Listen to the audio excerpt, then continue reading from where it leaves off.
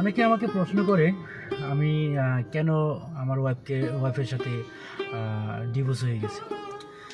আসলে কি, একটা ছেলে কখনো মানে লুবে পড়ে বা কোনো কিছুর ইয়ে পড়ে আপনার ওয়াইফকে ছাড়ে না। ওয়াইফকে ছাড়ে কখন জানেন? যখন সে সহ্য করতে না পারে, একেবারে অতিষ্ঠিত হওয়ার পরে যে তাকে ছাড়ে। তো আমার ধৈর্যের বাঁধটা ভেঙে গেছে।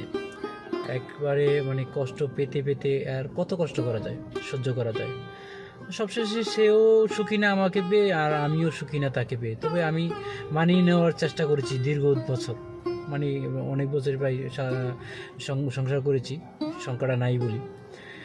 তো সংসার করার পর ওর যথেষ্ট পরিমাণ পাগলামি হোক, এভাবে খামখেয়ালি হোক, সবগুলো আমি সহ্য করার চেষ্টা করেছি, কারণ তার বয়স কম ছিল। আমি মনে করতাম, অনেকে বলতো মেয়েদের দোষ থাকলে, অন্যায় করলে তো সবাই বলে যে মেয়ের কম বয়স, বুঝে না।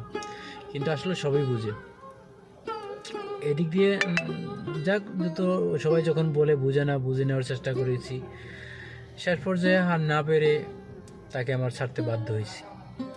ঠিক আছে, তার পাওনা টাকা আমি সম্পূর্ণ বুঝিয়ে দিয়েছি।